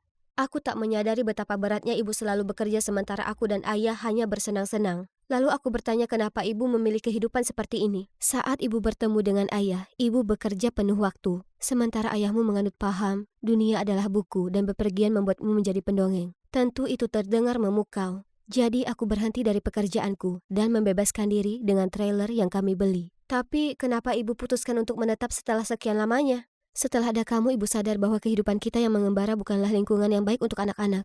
Aku khawatir kau akan mengalami kesulitan saat kau beranjak dewasa, terutama karena ayahmu tak membantu dan selalu menjadi contoh buruk untukmu. Lagi pula homeschooling itu sulit, kami bukanlah guru. Kau pantas untuk tumbuh besar di rumah yang stabil, punya teman sebaya, dan menjalin hubungan erat dengan mereka. Aku punya kalian berdua, dan orang yang kita temui dari seluruh penjuru negeri. Itu belum cukup sayang, kurasa aku sebaiknya memberimu kehidupan yang normal sementara kamu masih muda. Kau akan lebih siap untuk membuat keputusan sendiri saat dewasa nanti. Tak adil untukmu, karena bukan kau yang memilih kehidupan itu, tapi kami. Kebencian yang kumiliki terhadap ibu mencair, dan tergantikan oleh rasa syukur mendalam atas semua yang telah ia korbankan. Aku tak pandai berkata-kata, jadi ku sampaikan itu sebisaku. Apa ibu merindukan kehidupan lama ibu? Ya, tentu. Tapi untuk sekarang, kau adalah prioritas utamaku. Setelah rasa sakit itu pergi, tiba waktunya untuk pulih. Aku berusaha fokus pada pelajaranku dan memahami aturan. Ibuku bahkan membantuku memilih pakaian yang pantas untuk bersekolah, tapi masih terkesan diriku. Aku berusaha menikmati film yang sama seperti anak-anak lainnya dan belajar memainkan lagu kesukaan mereka dengan gitarku. Segera, mereka jadi teman-teman baruku. Aku pun lanjut jadi akrab dengan Scott, teman sekaligus rekan seperjuanganku sejak awal. Aku dan ibu setuju kami tak meninggalkan kecintaan kami akan bepergian, dan ia janji merencanakan beberapa trip perjalanan besar setiap tahun mulai dari musim panas ini. Aku tak sabar menunggu untuk trip kami ke air terjun Niagara dengan Bu Foster dan Scott. Aku melompat ke dapur untuk melihat tas apel yang ayah siapkan untuk piknik sekolahku. Oh, betapa perhatiannya dia. Aku dengan bersemangat menggigitnya. Tapi rasanya seperti dibiarkan membusuk selama 1 dekade. Aku dengan panik memeriksa tasnya dan melihat ini bukan satu-satunya yang busuk. Ayah! Hai, aku Doris, dan hal seperti ini adalah kejadian sehari-hari bagiku. Ayahku yang kikuk dan buta warna merupakan dua faktor yang membuat hidup menarik. Sejak ibu meninggal, aku harus mengawasinya seperti elang. Kalau tidak, dia akan mengacaukan segalanya. Suatu kali dia memanggang seekor kalkun, tapi itu sangat mentah sampai kalkun itu terlihat akan melompat dari piring dan berlarian di rumah. Dan pada ulang tahunku yang terakhir, dia memberiku sepasang sarung tangan berbeda, satu oranye terang dan satu hijau neon. Dengan enggan aku mencobanya, terlihat seperti badut, sementara orang-orang tertawa terbahak-bahak. Terlepas dari semua itu, dia tetap seorang ayah yang luar biasa di mataku, seorang seniman super berbakat dengan karya seni yang luar biasa. Asalkan diberi label pada warna cat, dan juga merupakan pendukung besar impianku. Sejak pertama kali dia membantuku berseluncur di danau, aku tahu itulah panggilan hidupku. Jika aku bisa jadi seorang seniman meski aku buta warna, bagaimana beberapa rintangan saja bisa menghentikanmu jadi skater? Bravo, aku pasti akan memberinya nilai 100, kecuali bahwa dia punya satu aturan gila, tidak boleh berkencan sampai aku berusia 18 tahun. Bukannya aku terlalu mikirin cowok, satu-satunya anak laki-laki yang aku ajak bicara adalah tetanggaku, Ben, dan Ayah sepertinya suka dia. Anak itu cukup baik, dia suka menggambar. Seniman adalah orang penuh perhatian, sama sepertiku. Hohohoho. Dan sepertinya dia juga tak tertarik pada perempuan. Aku tidak yakin tentang itu, tapi benar kami tidak akan pernah menjadi pasangan. Sikapnya yang lembek jelas bukan tipeku. Bagaimanapun sangat menyenangkan memiliki dia sebagai teman. Sejak kami kecil, Ben selalu menuruti apapun yang aku minta. Dari menggambar-gambar unicorn untuk kamarku, memberiku satu-satunya es pop miliknya, hingga hal-hal yang lebih seru. Seperti mengetuk-ngetuk dan berlari setelah menutupi mobil tetangga dengan tisu toilet. Hah! Dan sekarang dia selalu mengantarku ke latihan skating di beberapa kota jauhnya. Dan hanya duduk di sana sambil menulis sesuatu sampai aku selesai. Sepanjang bulan ini aku telah berlatih sangat keras untuk kompetisi besar mendatang di kota. Aku akan membawa pulang medali. Inilah waktuku untuk bersinar. Aku mulai meluncur, membiarkan ritme mengendalikan gerakanku. Angin dingin yang menyenangkan menerpaku seolah aku sedang terbang. Sudah waktunya untuk lompatan Excel. Aku melompat ke udara seperti bola kapas tetapi tiba-tiba kehilangan keseimbangan dan terjatuh tertelungkup. Alhasil aku menduduki peringkat 29 dari 30. Ya, namun yang mengejutkan ada satu juri yang memberiku nilai tinggi. Akhirnya seseorang melihat potensiku. Aku berseri-seri ketika pria imut ini mendekatiku. Hai, aku Lukas. Aku cuma mau bilang kalau kamu benar-benar tepat sasaran. Oh, dia orang itu. Aku benar-benar ingin mengenalmu lebih jauh. Bagaimana kalau kita jalan-jalan bersama? Kubawa ke tempat spesial seperti dirimu bagiku. Ini jelas melanggar peraturan ayah, tapi astaga, senyumnya yang mematikan membuat perutku mual. Jadi aku akhirnya mengatakan ya. Aku dengan bersemangat memberitahu Ben, tetapi dia menatapku dengan wajah masam. Hei, ayahmu tidak akan senang jika dia mengetahui hal ini. Jangan biarkan dia tahu. Luke adalah seorang ahli sehingga dia dapat membantuku mengasah bakatku. Kamu akan merahasiakan ini ya kan? Jadi inilah kencan pertamaku. Luke sangat manis. Dia memuji seluncur esku dan terus-menerus memberiku tatapan penuh kasih sayang. Makanan kami telah tiba dan enaknya. Selamat makan. Aku dengan anggun mencoba kentang tumbuknya dan langsung merasakan nikmatnya rasa mentega hangat, daun bawang, dan sesuatu yang runcing. Jepit rambut, aku segera berdiri meminta untuk bertemu manajer, tetapi Luke menghentikanku. Sayang, kamu menemukan hadiah dariku. Lalu dia mengambil jepit rambut itu, menyekanya di bajunya, dan memakaikannya di rambutku. Mungkin ini hal yang biasa dilakukan para pria saat berkencan, bukan? Hanya saja acara hadiah miliknya tidak berhenti sampai di situ. Kemudian aku menemukan cincin di steakku, lalu gantungan kunci di saladku. Kamu lucu, sama seperti Lutso ini. Bukankah dia tokoh jahat? Tapi cherry di atasnya adalah tiket film di sandwichku. Look, tentang apa ini? Aku hanya berharap kita bisa terikat saat menonton film bersama. Kamu sangat membencinya? Tidak, aku tidak bermaksud begitu. Pikirkan tentang itu. Itu agak aneh, tapi juga hal termanis yang pernah terjadi padaku. Luke punya cara lucu untuk menunjukkannya, tapi dia membuatku merasa spesial dan pusing dan mungkin jatuh cinta. Sebelum aku bisa berpikir jernih, dia sudah mendekat ke arahku. Aku memejamkan mata dan bersiap untuk ciuman paling romantis yang pernah ada. Tapi, kenapa bibirnya begitu keras dan tidak bergerak? Apa itu menu dan yang memegangnya adalah ayah? Kamu kenal orang tua gila ini? Aku adalah ayahnya. Kemudian ayah menyeret kursi tambahan ke meja kami, duduk dan mulai mengoceh. Lalu saat Luke tidak melihat, ayah menuangkan merica ke kopinya. Sebelum aku dapat mengatakan apapun, Luke yang malang meneguknya dan meludahkannya kemana-mana. Maaf, aku pikir itu gula, soalnya aku buta warna, jadi itu adalah kesalahan yang tidak sengaja. Setelah itu, dia secara tidak sengaja memercikkan saus ke meja Luke, lalu mengambil gelas anggur merahnya dan menuangkannya ke atas Luke, sambil mengatakan dia sedang mencoba untuk membersihkannya. Cukup, orang tuamu sudah gila. Tidak ada yang akan berkencan denganmu lagi. Lalu dia bergegas pergi. Aku sangat marah, bagaimana bisa ayah mempermalukanku seperti ini? Kamu mengontrol, gila dan melakukan hal-hal paling bodoh. Kamu tidak izinkan aku jadi diri sendiri dan menakuti teman kencanku. Tak satu pun permintaan maafnya bisa menggugahku. Aku punya hak untuk menentukan pilihanku sendiri tanpa ayah menyela dan bersikap konyol. Jadi, aku menggunakan tabunganku, aku pindah dari rumah untuk memulai hidup baruku. Kebebasan ini lebih besar dari luar biasa. Aku bisa berbicara dengan pria manapun dan berkencan sebanyak yang aku mau.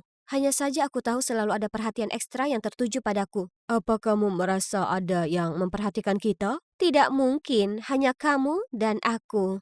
Aku bersenang-senang, mau lakukan lagi?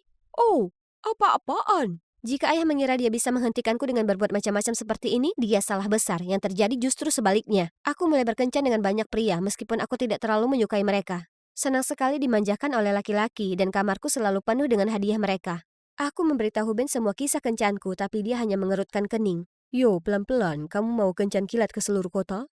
Men, itu hanya kencan, bukannya aku setuju menjadi pacar mereka atau apapun. Tapi kamu bahkan tidak mengenal mereka atau apa niat mereka. Ayahku tidak memahamiku, kenapa sekarang kamu terdengar seperti dia? Baiklah, kamu tidak merasa perlu datang ke sini atau memberiku tumpangan atau apapun. Aku bisa berangkat sendiri ke sekolah dan mengajak teman kencanku untuk ikut berlatih mulai besok. Maafkan aku Doris, lupakan yang aku katakan. Aku mungkin hanya terlalu memikirkan hal-hal lain. Ya, Ben. Bagaimanapun juga dialah orang yang bisa kuandalkan. Bagaimanapun menjadi seorang serial dater dapat menimbulkan masalah. Aku mengacaukan minat Gregory dengan minat Ivan. Aku lupa aku sudah menceritakan kisah lucuku kepada Anton untuk ketiga kalinya. Aku terlambat untuk kencanku dengan Hector karena shiftku sebelumnya dengan Rian memakan waktu lebih lama dari perkiraanku. Lalu karena sangat lelah karena semua kencan ini, aku tertidur saat makan bersama Christian. Beruntungnya aku, Ben selalu siap membantu. Ada apa? Kamu terlihat capek? Entahlah, berkencan pada awalnya menyenangkan, tapi sekarang aku tidak punya waktu untuk istirahat. Dan sekarang aku bahkan tidak bisa membedakan orang-orang. Hei, apa yang lucu? Tidak ada apa-apa, senang rasanya tidak harus berbagi alfabet kepadamu. Jangan khawatir, kamu satu-satunya B dalam hidupku. Suatu hari sepulang sekolah, sekelompok anak laki-laki mengelilingiku dan mulai menuduhku curang. Hei, aku bukan pacar siapapun, jadi itu tidak tergolong selingkuh. Aku masih jomblo, jadi aku bisa berkencan sebanyak yang aku bisa. Hanya saja kemarahanku sepertinya membuat mereka semakin marah. Saat semua orang ini meneriakiku, seorang polisi mendekat. Tunggu, apakah itu ayah? Hei, kalian berhenti mengganggu nona muda ini sekarang juga. Aku baru saja menyelesaikan kursus karate. Aku akan memberimu sebagian dari pikiranku. Lihat, haya. Sungguh sekelompok orang aneh. Syukurlah ayah datang ke sini tepat waktu untuk menyelamatkanku. Tapi sayang sekali dia melihatku gagal total. Jadi rasa maluku menjadi kemarahan. Siapa yang memintamu muncul dan membuat keributan? Berhentilah menggangguku dengan semua omong kosongmu. Aku bisa mengatasinya sendiri. Ketika aku kembali ke apartemenku, Ben sedang duduk di sana menungguku. Karena kewalahan dengan semuanya, aku menangis. Dia menarikku ke dalam pelukannya, dan aku langsung merasa lebih baik. Tapi kemudian, Doris hentikan permainannya dan pulang saja. permainan? Ini bukan permainan, ini hidupku. Aku berhak menjalaninya sesuai keinginanku. Kau terlalu pengecut untuk memahami hal itu. Begitu aku mengatakannya, aku menyesalinya. Ben tampak sangat terluka dan marah. Dia hanya menggelengkan kepalanya lalu pergi. Sejujurnya aku berpikir dia adalah satu-satunya orang yang tidak akan pernah pergi. Tapi terserah, aku tidak membutuhkannya. Atau ayah juga. Sekarang aku harus membuktikan ayah aku sudah cukup dewasa untuk menghadapi kemandirian. Dan bisa menemukan seseorang yang jauh lebih baik daripada Ben di sampingku. Tunggu dan lihat saja. Sudah kubilang, sekarang Tuhan memberkatiku dengan pria ini, Mark, seorang sahabat super kuat dan macho yang selalu siap melindungiku. Sayang, awas. Apa? Biarkan aku yang menangani ini. Lalu dia menjauhkanku dan meninju tepat ke dinding. Wow, itu nyamuk. Terima kasih telah menyelamatkanku. Suatu kali kami sedang berjalan-jalan di taman sekolah ketika aku melihat Ben. Aku segera menatap Mark pada gadis cantik yang sedang kesusahan dan berkata, "Sayang, aku sangat lelah. Aku pikir aku akan pingsan." Jangan khawatir, aku akan mengantarmu ke rumah sakit. Tiba-tiba dia mengangkatku ke atas bahunya dan membawaku pergi. Kepalaku berputar-putar dan membuatku benar-benar ingin pingsan. Aku memintanya menurunkanku dan membiarkanku duduk sebentar. Lalu tiba-tiba aku melihat Ben mengerutkan kening ke arahku. Melihatku baik-baik saja tanpa dia, bagaimana mungkin dia tidak kesal? Tapi siapa itu? Dia mulai menatap karya seninya dengan penuh semangat. Lalu percayakah kalian, dia memintanya untuk menggambar dia. Dan dia setuju.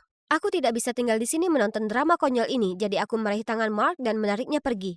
Tapi malam itu aku terus bolak-balik dan bayangan Ben dan gadis itu tidak bisa hilang dari kepalaku. Tidak, bukan masalah besar, itu hanya sangat menjengkelkan. Itu saja. Terlalu banyak hal yang terjadi dan sekarang saatnya bagiku untuk fokus pada impianku bermain skating lagi dengan gula plumku. Saat dia pergi membelikan kami minuman, siapa yang seharusnya datang kepadaku selain kencan pertamaku? Luke. Oh, kau masih bermain seluncur es? Menyerah saja, aku hanya memberimu nilai tinggi agar kamu berkencan denganku. Jangan menyanjung dirimu. Ngomong-ngomong, orang tua gilamu masih baik-baik saja? Diam, ayahku benar tentangmu dasar brengsek. Brengsek? Oke, si brengsek ini akan memberitahu manajer arena untuk melarangmu datang ke sini selamanya. Aku menatapnya dengan mulut ternganga, tidak tahu harus berkata apa. Ketika entah dari mana, Ben muncul. Aku rasa panitia skating tidak akan terkesan dengan skor palsumu, ya kan? Yang diperlukan hanyalah satu email dan kamu bisa mengucapkan selamat tinggal pada posisi di panel juri. Beraninya kamu! Lalu dia pergi dengan marah. Tepat pada saat itu, Mark kembali. Sayang, skating itu menyebalkan. Hentikan saja. Kalau begitu, ayo kita bermain trampolin. Doris, ayo berlatih. Tidak ada yang berani melarangmu sekarang. Siapa kamu, dasar aneh? Mark, berhenti. Itu Ben, temanku. Tidak, cuma seorang kenalan. Doris, jaga dirimu bersama pria itu. Itu bukan urusanmu. Ayo pergi, Mark. Selamat tinggal pecundang. Keesokan harinya di sekolah, aku melihat Ben bersama gadis itu lagi. Jantungku berdebar-debar dalam kesedihan dan aku bahkan tidak tahu kenapa. Mungkin aku sudah terbiasa dengan Ben di dekatku dan sejujurnya aku sangat merindukannya. Mark segera mengikuti pandanganku ke Ben. Bukankah itu pria dari gelanggang es? Kenapa kamu melongo melihatnya? Dia menerjang ke arah Ben tepat setelahnya. Aku meraih lengannya untuk mencoba menghentikannya, tapi dia malah menarikku ke sudut. Kamu adalah pacarku. Ingat itu. Di depanku ada orang asing, itu bukan Mark biasa yang ku kenal. Dia seharusnya melindungiku, tapi sekarang yang kurasakan hanyalah ketakutan. Aku tidak bisa bergerak. Mark membungkuk untuk menciumku dan aku segera menghalanginya. Apa? Beraninya kamu? Oh tidak, aku kacau. Meneror pacarmu sendiri. Bagus. Ben? Tepat pada waktunya, kamu sudah selesai denganku. Kemudian Mark mengambil pot bunga dan menyerang Ben, tapi aku dengan panik mendorongnya sebelum dia bisa melakukan apapun dengannya. Dia tersandung menggumam sesuatu ketika tinju Ben muncul entah dari mana. Kamu ingin satu pukulan lagi? Mark mengayunkan tinjunya ke arahnya tetapi kemudian berbalik dan bergegas pergi. Aku menatap Ben dan tidak bisa mempercayai mataku. Dia kuat, protektif, sangat berbeda dengan Ben lembut yang kukenal selama ini. Doris, menurutku sudah waktunya kamu pulang. Pernahkah kamu bertanya-tanya kenapa ayahmu melakukan itu? Aku...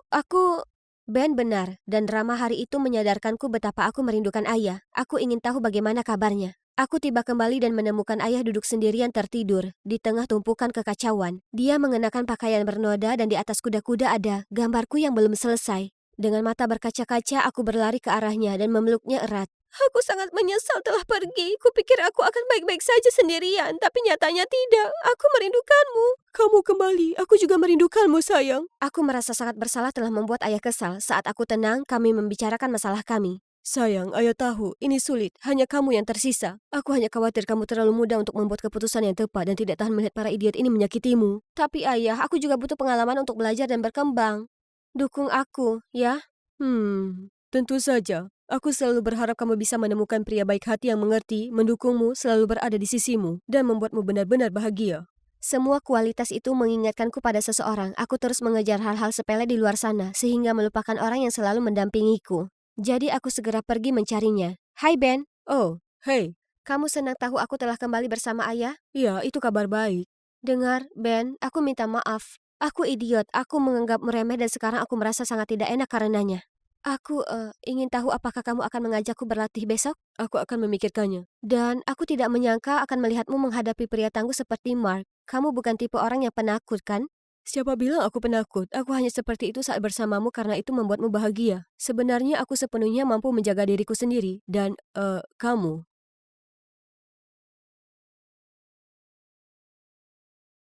Hai, Melanie di sini dan aku sedang menunggu dengan harap-harap cemas mendengar hasil pameran sains tahun ini. Aku tahu, aku mungkin tak terlihat seperti tipikal anak yang suka belajar, tapi aku sangat serius dengan sekolah. Oh, tunggu dulu. Pemenang pameran sains sekolah West High 2023 adalah Harry Silver. Itu artinya pemenang kedua adalah Melanie D'Angelo. Selamat untuk kalian berdua. Silakan naik ke panggung untuk menerima penghargaan. Astaga, aku tak percaya aku nomor 2 darinya lagi. Kita selalu bergantian tukar posisi pertama dan kedua di setiap papan peringkat sejak kami masih kecil.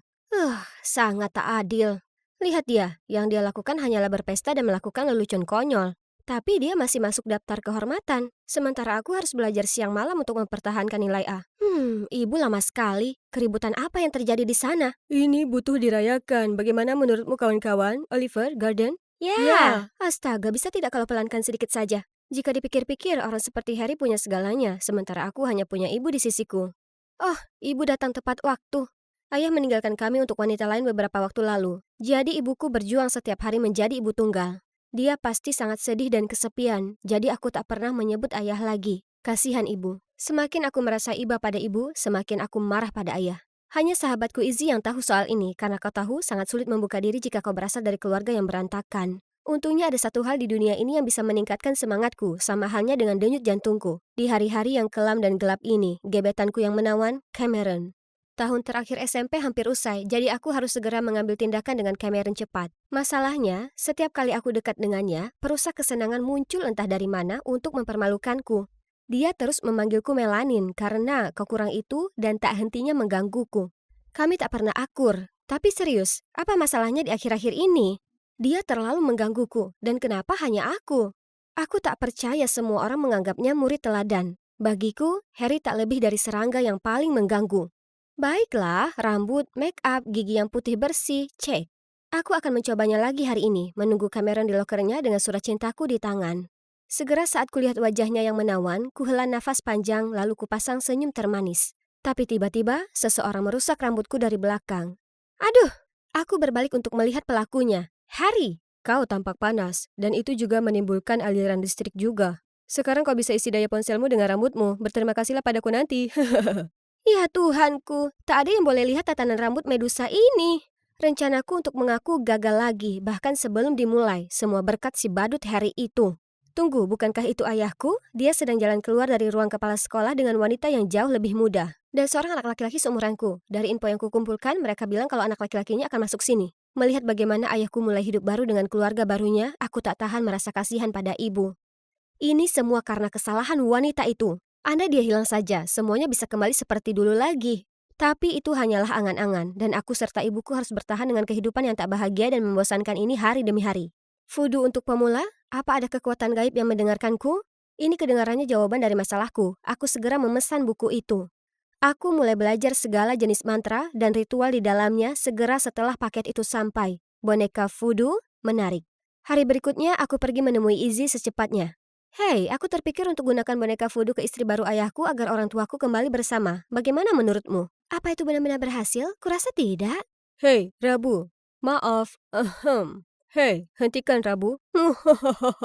Harry Silver, tamatlah riwayatmu. Tapi, tunggu dulu. Kau tahu tidak, kita bisa mencobanya. Harry akan jadi kelinci percobaan yang sempurna. Apa?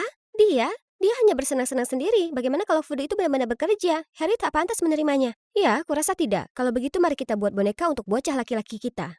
Membuat boneka itu mudah, tapi yang sulit itu mendapatkan rambut subjekku. Dan pastinya aku tak akan dekati Harry secara fisik. Bahkan jika ada orang membayarku. Jadi, kupakai papan Ouija.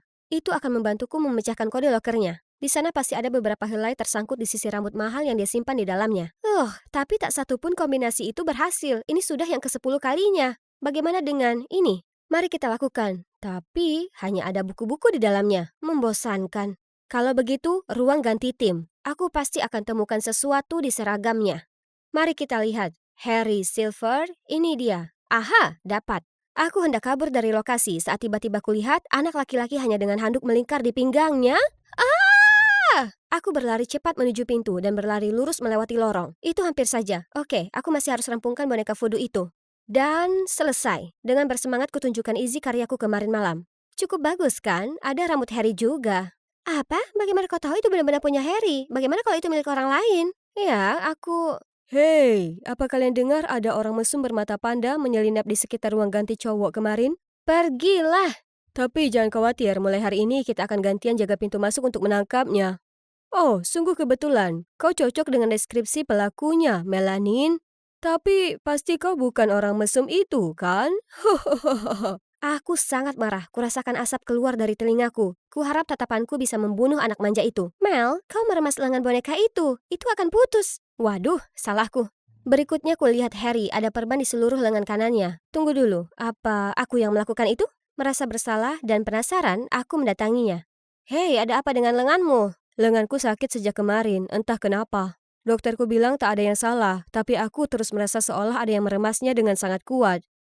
Itu terjadi lagi. Oh, seram. Itu artinya boneka itu sungguh ajaib. Aku langsung lari untuk memberitahu Izzy, dan tentu saja dia juga sangat kaget. Tapi tunggu dulu, arti yang suka ikut campur? Berapa lama dia sudah berdiri di sana? Cowok ini jelas telah mendengar semuanya. Dia terus menggapai bonekaku. Tak boleh, dia akan ceritakan ke seluruh sekolah soal itu. Lalu tiba-tiba, Harry duduk di sebelahku. Melanin, lenganku sakit. Suapi aku. Apa yang dia lakukan sekarang? Apa dia tak lihat aku sedang sibuk? Tepat di saat itu, Arti merebut bonekaku. Serahkan padaku. Tidak, Arti. Tidak. Tidak dengan susu di mulut. Ups, maaf. Tiba-tiba aku merasa mual. Itu lebih dari cukup untuk membuat kami semua benar-benar yakin. Tapi mungkin sebaiknya aku berhenti. Aku sungguh merasa bersalah menyeret Harry ke dalam hal ini. Sore itu saat aku hendak membuang boneka itu ke tempat sampah, kulihat Cameron berjalan ke arahku. Apakah Natal datang lebih awal? Hei, aku penasaran apakah kau... Ya, aku sudah menunggu sekian lama untuk hari ini. Seorang okultis? Apa? Maksudku, Arti bercerita tentang boneka Fudu milikmu. Jadi, kukira kau mungkin tahu sedikit tentang mantra cinta. Tapi jika itu tidak benar, aku minta maaf. Kau butuh mantra cinta untuk apa?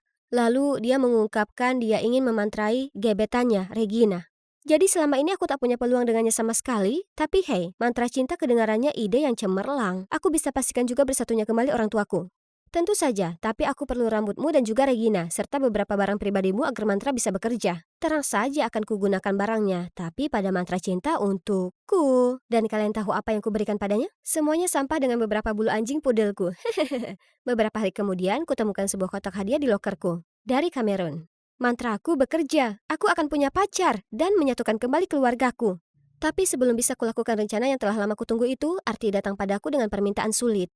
Membuat boneka voodoo untuk Brad, siswa pindahan yang menempatkan dirinya sebagai laki-laki kejam yang tangguh. Kedengarannya berbahaya, dan aku sudah berjanji pada diriku sendiri untuk tak gunakan voodoo lagi. Tak percaya padaku, lihat sendiri. Kemudian kuikuti dia dan menyaksikan siswa lain diganggu anak laki-laki yang jauh lebih besar. Hei, bukankah itu anak tiri ayah? Oke, Brad ini pantas mendapatkannya. Jadi aku setuju untuk membantu Arti. Hari berikutnya aku datangi Brad setelah kelas di mana dia biasanya cari masalah dengan murid lainnya. Aku berhasil menyelinap di belakangnya dan mengambil sehelai rambut. Oh tidak, ketahuan. Dengan cepat kutaruh rambut itu di boneka. Sebaiknya ini berhasil. Ayolah, kenapa ini tak bekerja? Dan kenapa sekarang? Makhluk kecil menjengkelkan. Stop! Aku tahu suara itu. Syukurlah, kau sentuh dia maka kau akan menyesal. Ya, kami akan menelpon polisi. Brad hanya mencibir lalu pergi. Phew, apa yang kalian berdua lakukan di sini? Dan Harry, kukira lenganmu terluka. Kemudian Harry dan Izzy akhirnya memberitahuku kalau voodoo itu tak pernah manjur. Izzy tahu kalau Harry hanya menggodaku karena dia menyukaiku. Itulah kenapa dia berusaha mencegahku melakukan voodoo padanya. Tapi dia tak berhasil, jadi dia lalu beritahu Harry semuanya. Jujur, menurutku usahamu itu cukup menakjubkan. Jadi aku berakting seolah itu berhasil untuk menghiburmu dan diriku sendiri. Aku hendak mengakhirinya, tapi saat kau bersikap baik padaku dan bertanya tentang lenganku, kuputuskan untuk melanjutkannya. Oh, ya Tuhan. Sahabatku telah berteman dengan musuh bebuyutanku selama ini di belakangku. Apa aku ini lelucon bagimu? Kenapa kau kesini? Untuk menertawakanku lebih dari yang sudah kau lakukan? Karena aku cemas saat ku dengar kau mengincar Brad. Melanie, kau cewek terpintar di sekolah. Aku tak paham kenapa kau lakukan semua tipu muslihat bodoh ini. Ya, kau bersikap aneh akhir-akhir ini. Sejak kapan kau percaya tahayul? Pilihan apa lagi yang kupunya? Voodoo atau apapun harganya, aku harus satukan kembali orang tuaku. Dan berandal Brad itu adalah anak tiri ayahku. Dia pantas menerima apapun yang terjadi padanya karena telah hancurkan hidupku. Kau tahu apa lagi? Kalian berdua, pergi dari hadapanku selamanya. Lalu aku bergegas pergi. Setelah hari itu, aku tak lagi bicara pada Izzy, dan gangguan tanpa henti dari Harry akhirnya berhenti. Tapi jujur, kurasakan sedikit kehampaan tanpa mereka, terutama dengan adanya karya wisata sekolah yang akan datang. Tentu saja aku tetap ikut, lagi pula siapa yang butuh mereka. Ini kesempatanku dan Cameron untuk lebih dekat, karena sekarang kami rutin bicara. Ini akan jadi perjalanan terbaik yang pernah ada. Aku bukan tipe outdoor selama ini, tapi apakah camping melibatkan tugas fisik sebanyak ini? Hampir selesai. Apa-apaan itu? Bukankah dia sudah berada dalam mantra cintaku? Maksudku, dia bahkan memberiku hadiah. Aku masih terkejut saat Cameron datang untuk membantu masalah tenda. Terima kasih. Tak perlu, tak cukup aku berterima kasih. Mantramu itu bekerja dengan sangat baik. Apa maksudmu dengan itu? Kemudian entah dari mana, Izzy menepuk pundakku. Aku berusaha memberitahumu, mereka berdua sudah saling goda sejak beberapa waktu lalu. Kurasa Cameron hanya perlu mantramu untuk sedikit dorongan spiritual. Itu artinya, tak ada satupun yang pernah berhasil? Sama sekali tak ada harapan menyatukan kembali keluargaku? Merasa terpuruk, aku menangis dan berlari pergi. Aku berlari tanpa melihat lalu menabrak Brad? Melanie kan, tepat yang ingin kutemui. Atau sebaiknya kusebut adik tiriku tersayang? Apa ibumu mengirimmu ke sini? Lepaskan aku dan menjauhlah. Hahaha. Aku membayangkan betapa menyedihkannya dia pasti sampai ditinggal suaminya. Hahaha. Jika ini di waktu yang lain, aku akan balas melawan. Tapi setelah semua yang terjadi, aku sudah kehilangan semua keinginanku melakukan apapun sekarang. Tak disangka, kulihat seseorang menerjang Brad dan mendaratkan pukulan brutal di wajahnya. Kubilang aku akan membuatmu menyesal menyentuhnya. Aku harus menghentikan Harry sebelum dia mengacaukan wajah Brad hingga tak bisa dikenali. Ini saatnya kita pergi dari sini. Kenapa kau datang menolongku setelah semua yang kukatakan? Aku cukup terbiasa dengan sikap dinginmu. Lagi pula bahasa cintaku adalah mengikutimu kemana-mana dan menggodamu sampai kau memperhatikan atau marah padaku. Konyol. Aku tahu. Di sisi lain, kurasa kau tahu kalau voodoo itu tak ada gunanya. Ya, jadi aku terpikir mantra cinta untuk membuat orang tuaku kembali bersatu. Lalu keluargaku akan menjadi utuh dan bahagia lagi. Tapi sekarang aku tahu, tak ada yang namanya sihir. Kenapa tidak? Sihir itu nyata dan berada dalam dirimu, dan itu disebut memaafkan. Itu tak bisa menghukum mereka yang menyakitimu dan orang yang kau sayang, tapi akan membantumu melepaskan rasa sakit dan penderitaanmu. Apa yang ingin kau sampaikan? Maksudku, tak ada sihir yang bisa membuat ayahmu kembali, tapi suatu hari rasa sakit yang ditimbulkan padamu tak akan lagi terasa sakit. Pada akhirnya, kau dan ibumu akan sembuh dan jalani kehidupan bahagia tanpanya. Aku tak pernah menyangka laki-laki konyol ini adalah tipe filosofis dan dewasa, tapi kurasa dia benar. Aku begitu terjebak dengan kepahitanku sendiri sampai aku tak sadar kalau melanjutkan hidup adalah sebuah pilihan. Saat ibu menjemputku, akhirnya kuputuskan untuk bertanya padanya tentang ayahku. Tak disangka, ibu memberitahuku kalau tentu itu menyedihkan pada awalnya, tapi sesungguhnya ia baik-baik saja belakangan ini. Hidup memang wajar mengalami pasang surut. Selama kita menyambutnya dengan tangan terbuka, semuanya akan jadi baik pada akhirnya. Lagi pula, ayahmu akan memiliki kehidupan yang ia inginkan, sementara kita melanjutkan hidup kita. Ternyata aku adalah satu-satunya yang mengejar masa lalu selama ini, padahal apa yang sebenarnya aku butuhkan adalah ketenangan. Kata-kata ibu sudah lebih dari cukup untuk mengakhiri masa sulit ini. Tahun terakhirku sebagai murid SMA cukup mengesankan. Brad tak lagi jadi masalah semenjak dia mencicipi kepalan tangan Harry. Apa sudah kuberitahu kalau kami jadi trio sahabat? Paling tidak untuk saat ini. Harry tak pernah hentikan kejahilannya, namun alih-alih merasa jengkel seperti sebelumnya, kurasa dia malah sangat menggemaskan dan menawan. Oh, cium saja sudah. Easy.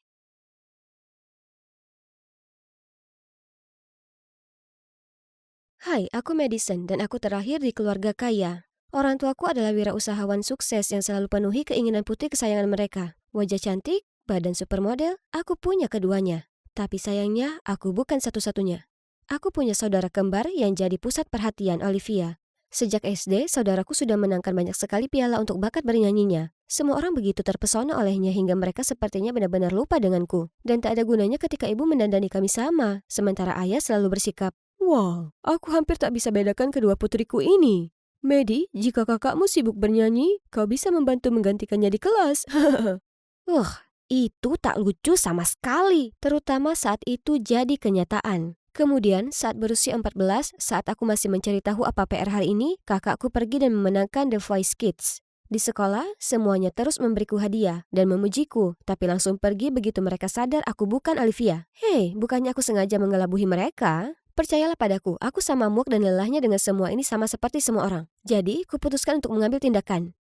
Tara, apa kau mengenaliku? Masih Madison di sini. Satu-satunya Madison dengan rambut fiksi, riasan mata gelap, lipstik warna nude, dan pakaian keren ini. Aku tampak berbeda, ya kan? Tapi, apakah menirukan Olivia di video klipnya yang akan datang? Madison, kau merusak image kakakmu. Aku berusaha jadi berbeda darinya, tapi tak bisa kuubah kenyataan kalau aku adalah saudara kembar dari seorang penyanyi terkenal. Ada banyak hal yang ingin kulakukan, tapi bayangkan kalau ku coba masuk tim pemandu sorak atau kontes modeling. Orang-orang akan berkata, lihat peniru Olivia yang tragis itu. Nama Olivia perlahan jadi sesuatu yang menghantuiku. Dan sekarang dia terus mendapat ketenaran sementara aku tetap berada dalam bayang-bayangnya.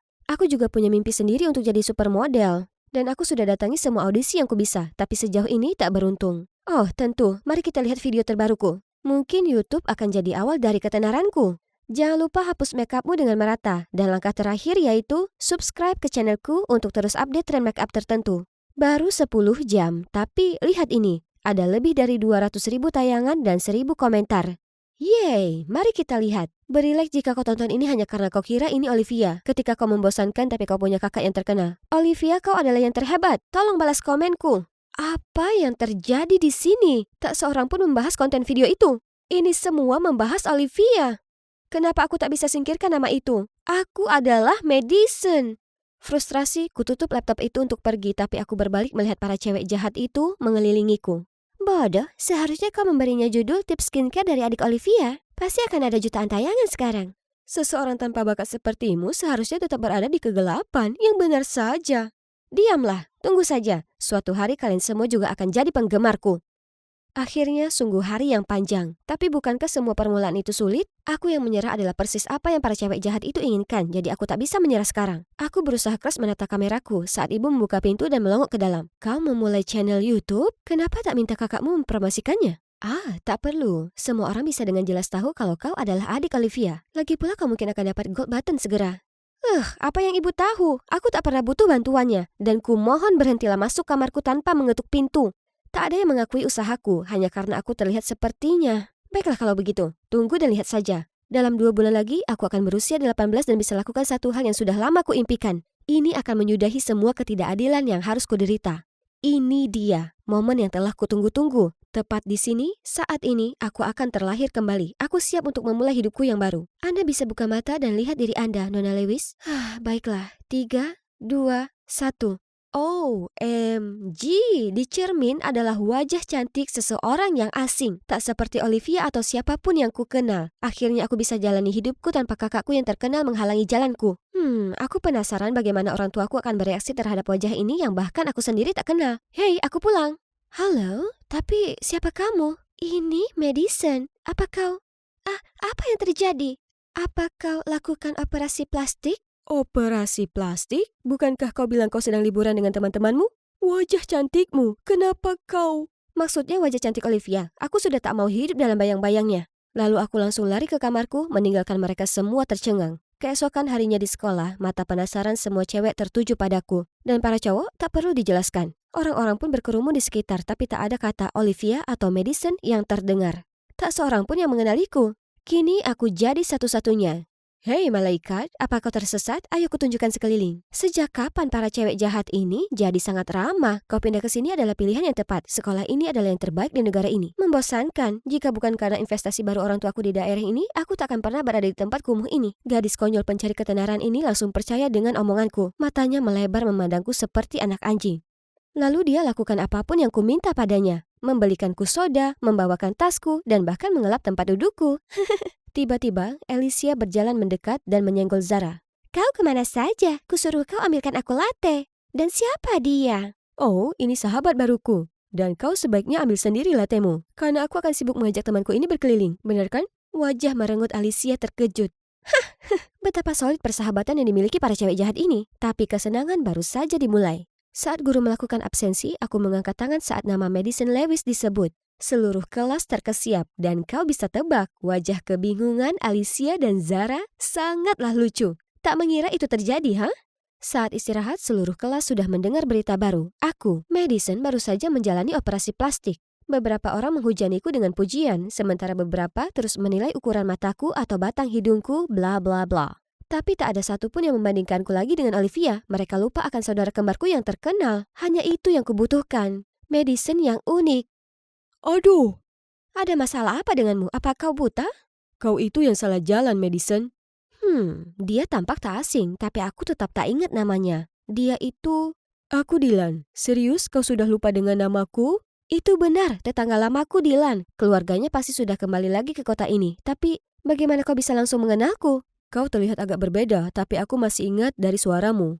Lupakan yang dulu, aku Madison yang baru. Versi terbaik Madison. Lalu aku berjalan meninggalkannya. Sekarang aku akhirnya bebas melakukan apapun yang ku mau tanpa dibandingkan dengan Olivia. Dengan mudah ku dapatkan titel kapten pemandu sorak. Dari posisi ini bisa kulihat semua penonton yang terkesan dan tatapan Zara yang marah. Dia adalah mantan kapten yang kulengserkan. Lalu aku juga menangkan kontes kecantikan di sekolah. Pacar Alicia, Sid, bahkan mencampakkannya untuk mengejarku. Siapa sekarang pecundangnya? Tapi tentu saja anak brengsek sepertinya tak menarik bagiku, jadi aku langsung menolaknya di depan semua orang. Suatu sore, saat aku hendak pulang, Sid melompat entah dari mana dan menghadang jalanku. Sayang, cewek-cewek mengantri untuk kencan denganku, tapi aku memilihmu. Jadilah cewekku dan kau akan tahu. Ayolah, makan malam sekali saja. Lepaskan aku! Tiba-tiba seorang laki-laki berbadan besar segera datang, membuat Sid ketakutan, lalu kemudian menawarkan untuk mengantarku pulang. Dia memperkenalkan dirinya Isaac dan ternyata kami di kelas kimia yang sama. Oh Tuhan, bagaimana mungkin aku tak pernah perhatikan cowok tampan ini? Mungkin pelajaran kimia sudah mengambil nyawaku tiap kali aku masuk ruang lab itu. Tapi tak masalah, kami bisa membangun kembali chemistry kami di sini sekarang. Setelah hari itu, kami saling berkirim pesan sepanjang waktu dan seminggu kemudian kami jadian. Cepat ya, tapi saat sudah saatnya kau pasti tahu. Isaac menjagaku selama berolahraga, menungguku di salon berjam-jam dan bahkan memberitahu tren mode terbaru. Dia sempurna. Tapi suatu kali saat kami jalan bergandengan di mall, kulihat wajah Dylan yang dingin. Tiba-tiba aku merasa canggung dan berusaha menghindari tatapannya. Aneh, tapi kenapa aku ambil pusing? Toh aku dan Isaac terlalu sibuk membahas rencana kami yang akan datang. Aku akhirnya merilis video keduaku dan tak ada yang menyebut Olivia, tapi Gigi, Bella, Lily May Mac. Sekarang melihatku seperti mereka. Itu konyol dan pembicaraan terus muncul mengenai bagaimana aku terlihat seperti para bintang lainnya. Mungkin dia membawa foto mereka dan meminta dokter bedah untuk meniru mereka. Tapi tak mungkin replika bersaing dengan yang asli. Tetap saja, bukankah lebih baik menyerupai saudara kandungmu sendiri daripada jadi peniru orang asing? Jadi apa aku benar-benar terlihat seperti salinan karbon dari orang lain? Lagi? Aku bergegas menemui Isaac, dan dia adalah satu-satunya yang bisa kupercaya. Cuma sedikit sayang, tapi kalau kau tak suka, selalu ada cara. Jadi aku lanjut menjalani operasi lain untuk mendapatkan medicine yang unik. Isaac selalu ada di sana untuk mendukungku. Dia orang yang menyarankan bagian apa yang sebaiknya kuperbaiki berikutnya. Garis rahang yang lebih tajam, hidung yang lebih pipi, bibir yang lebih tebal. Dia paham akan hal ini ya kan? Sepertinya matamu masih perlu diperbaiki. Ku bawa kau ke sana minggu depan. Lagi? Aku tahu Isaac hanya ingin yang terbaik untukku, tapi setelah hamburkan hartaku untuk operasi plastik tanpa henti, aku benar-benar bangkrut, dan orang tuaku tak akan setuju meminjamiku. Kenapa tak minta Isaac, tanya kalian? Tak bisa kulakukan itu, aku bukan cewek matre. Janji operasi akan segera tiba, tapi aku masih belum kumpulkan cukup uang. Harus bagaimana? Ada masalah apa bertengkar dengan cowokmu? Karena putus asa aku mengutarakan masalahku. Jadi apa kau bisa membantuku? Aku akan membayarmu sesegera mungkin. Aku tak tahu kenapa kau perlu operasi. Jika Isaac sungguh mencintaimu, tak mungkin dia menyuruhmu lakukan ini. Biar ku beri pengertian cowok ini. Dylan tampak sangat marah. Aku berusaha menarik tangannya, tapi sia-sia. Syukurlah seseorang menghadangnya. Itu Olivia. Aku tak tahu apa yang dia katakan, tapi Dylan mereda dan pergi masuk ke dalam. Lalu Olivia berjalan ke arahku. Kau sudah sangat cantik, Madison. Jangan pikirkan apa yang dikatakan orang lain. Kalian semua tak mengenalku sama sekali. Aku lebih baik jadi jelek dan aneh daripada cantik tapi terlihat sama seperti orang lain. Aku tak ingin jadi tiruan orang lain. Kemudian aku segera pergi. Bangun setelah malam yang gelisah, kuraih ponselku untuk hubungi Isaac saat kulihat sebuah amplop berisi uang di atas nakas. Apa ini dari Olivia? Kenapa dia? Lupakan saja. Aku harus segera pergi untuk janji temuku. Lihat, wajahku sembuh tepat waktu sebelum upacara kelulusan. Cantik kan? Aku belum bisa merasa senang sama sekali karena ini sudah lebih dari sebulan sejak Isaac mengghostingku. Setelah operasi mata hari itu, Isaac bersikeras aku juga melakukan perbaikan hidung. Kukatakan aku perlu lebih banyak waktu untuk pulih, tapi dia jadi kesal lalu pergi begitu saja. Aku sudah menantikan acara kelulusan ini, yang merupakan kewajiban untuk semua orang, jadi dia tak bisa lagi menghindariku. Orang tuaku juga datang, tapi mungkin untuk Olivia. Dan hari ini semua perhatian pasti jadi miliknya. Tiba-tiba, kerumunan yang mengurumuni kakakku tertuju pada hal lain. Tunggu dulu, Isaac? Oh, ya Tuhan. Ada cewek berdiri di sebelahnya yang terlihat persis sepertiku. Dan pakaiannya identik dengan yang Isaac pernah berikan padaku. Aku segera datang mendatangi Isaac, tapi dia kabur dariku. Wah, sungguh mengagumkan. Yang asli dan tiruannya ada di sini. Apa kau bisa membedakannya, Isaac? Berhentilah bicara omong kosong. Tuan putriku ini satu-satunya. Kau sungguh sangat terlihat sepertiku. Siapa kau? Jadi setelah operasi yang tak terhitung jumlahnya, aku masih mirip orang lain? Yang kuinginkan hanyalah menjadi diriku sendiri, menjadi unik. Kenapa itu susah sekali? Kurasakan amarah memenuhi tubuhku. Aku berlari ke kamar mandi untuk menenangkan diri. Tapi itu tak membantu, karena aku tak sengaja mendengar kebenaran. Isaac dan Naomi putus saat dia pindah ke luar negeri. Kurasa dia sekarang sudah kembali. Ya, dia pasti sangat mencintainya sampai melakukan semua ini. Hebat. Sekarang aku paham. Isaac hanya ingin aku operasi plastik agar tampak seperti Naomi. Tapi begitu mantannya kembali, dia membuangku seperti sebuah mainan rusak. Dan begitulah para cewek penggosip di sekolah pastinya tak lewatkan kesempatan ini untuk mengejekku. Kalian, hentikan. Adikku, kaulah yang perlu berhenti. Apa kau tak tahu kaulah penyebab semuanya? Tenanglah, Madison. Sangatlah normal untuk terlihat seperti orang lain. Sepertiku dan seperti keluargamu. Kau selalu jadi satu-satunya, Madison. Tidak, aku tak pernah terlihat sebagai satu-satunya. Lalu kuceritakan ke Dylan semua yang kupendam, kenapa aku sungguh memerlukan operasi plastik. Kenapa aku sangat terobsesi dengan kenyataan aku ini mirip dengan kakakku. Semua orang selalu mengira aku ini hanya bayang-bayang Olivia. Aku tak pernah tahu begitu yang kau rasakan. Aku minta maaf, Madison. Kami ini orang tua yang buruk. Tertegun, aku berbalik dan melihat semua orang. Madison, aku tak pernah meremehkanmu. Aku hanya mengira aku bisa memanfaatkan reputasiku untuk membuat semuanya lebih baik untukmu. Kami selalu berusaha lakukan yang terbaik yang bisa untuk kalian. Kami kira perubahan penampilan ini yang kau inginkan. Andai saja kami sadar alasan menyakitkan di belakangnya. Oh, wow. Mereka sebenarnya sepeduli ini terhadapku? Aku menangis makin keras dan langsung berlari ke pelukan mereka. Mungkin Dylan benar, mungkin aku memang spesial karena siapa aku, bukan karena penampilanku. Hari berikutnya aku ke sekolah untuk membereskan lokerku. Masa SMA sudah berakhir. Sekarang aku bisa hilangkan semua kenangan buruk yang kualami di sini. Mari kita mulai dari awal. Oh, akhirnya aku menemukanmu. Naomi, ya kan? Aku minta maaf sekali. Aku tak bermaksud menirumu, aku tak tahu. Tak apa, aku tahu ini bukan salahmu. Aku bersumpah aku tak tahu kalau Isaac adalah orang yang brengsek. Aku langsung campakkan dia dan mengeksposnya online. Bagaimana bisa dia menganggap kita perempuan hanyalah barang yang bisa digantikan? Dia bahkan berani menangis dan memohon padaku. Tapi laki-laki sepertinya tak pernah pantas berada di dekat kita. Kukira kau akan marah padaku. Untuk apa? Madison, aku turut bersedih atas apa yang harus kau lalui. Tapi segala sesuatu pasti ada sisi baiknya, bukan begitu? Bagaimana pendapatmu mempunyai saudara kembar yang lain? Impianku untuk jadi bintang di atas panggung catwalk akhirnya jadi kenyataan. Tapi yang paling luar biasa adalah menemukan teman dengan kecintaan yang sama denganku. Siapa lagi kalau bukan saudara kembarku yang baru, Naomi. Kurasa tak seorang pun bisa membedakan kami. Nona Madison Lewis, maukah kau kencan denganku setelah ini? Oh, tapi aku ini Naomi. Jangan pernah berpikir kau bisa membodohiku, Madison. Kau selalu berada di mataku.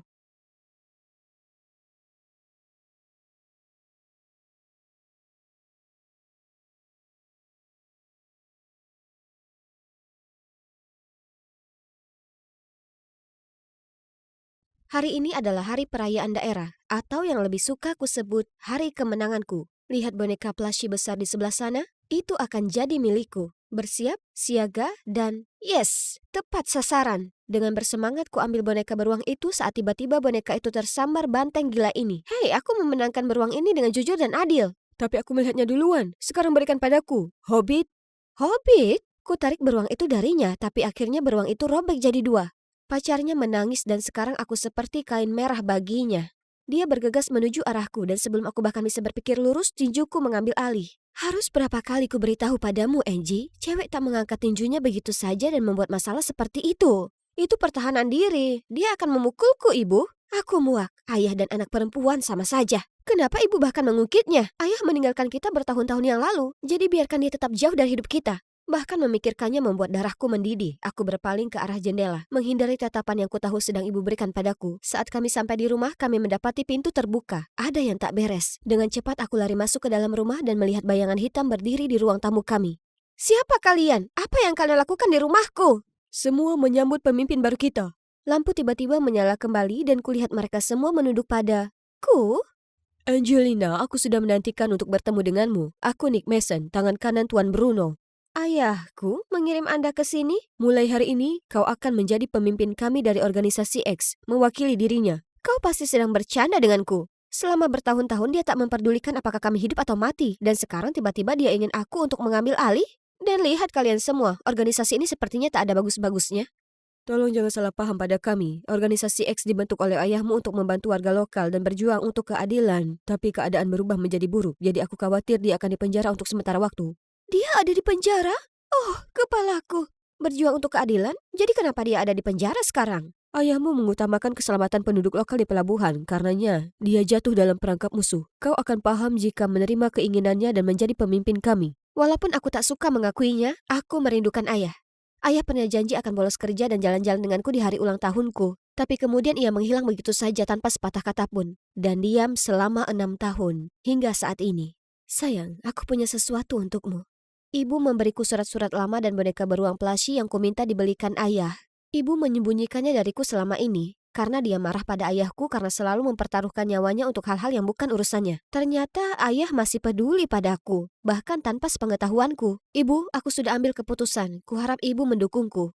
Jadi, aku dan ibuku melakukan perjalanan panjang ke pelabuhan kota di mana organisasi ayahku beroperasi secara rahasia. Kami berjalan masuk ke pasar, kemudian berhenti di sebuah toko ikan yang besar. Bagaimana bisa suatu organisasi punya markas rahasia mereka di tempat yang sangat ramai? Tempat yang paling berbahaya adalah yang paling aman. Ingat itu. Aku ingat ayahku juga dulu mengatakan ini padaku saat aku masih kecil. Ini pasti ide gilanya. Nick menuntunku ke sebuah ruangan di belakang toko dan memperkenalkan markas organisasi ini.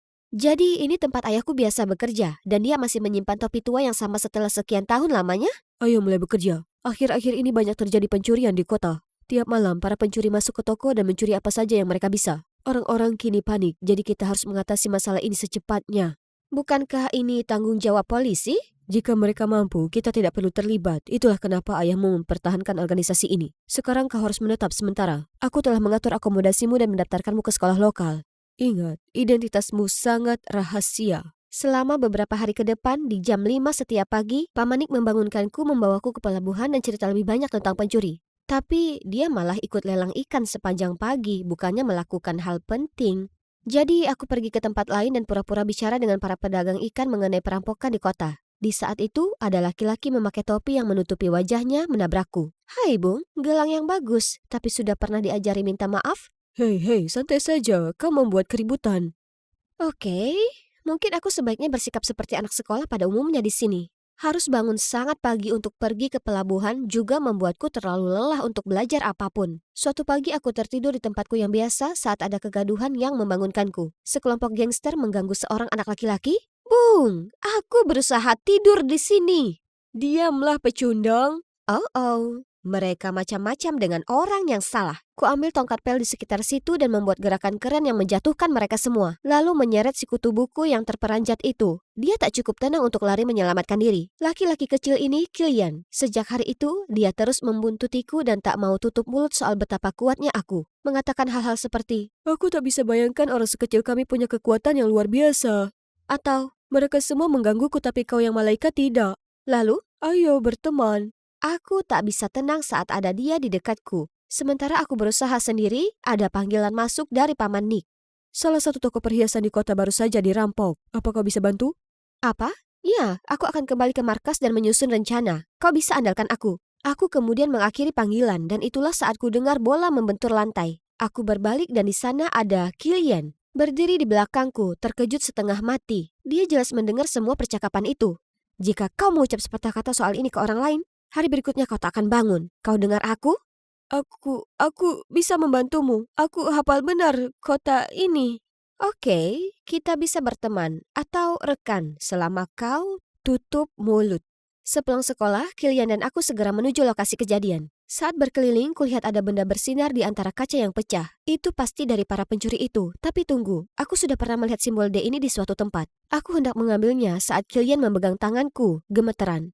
Bro, itu dia yang menyerang kami waktu itu. Gangster itu tiba-tiba mendatangiku. Aku berusaha menghindarinya, tapi akhirnya terjungkal ke belakang. Tiba-tiba ada lengan kuat menahanku dan melindungiku dari pukulan itu. Mamma mia, siapa pemuda kekar tampan ini? Kulingkarkan lenganku padanya dan mengeluarkan bagian dalam diriku yang sedang kesusahan.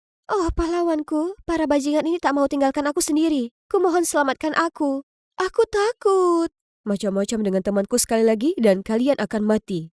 Enyahlah.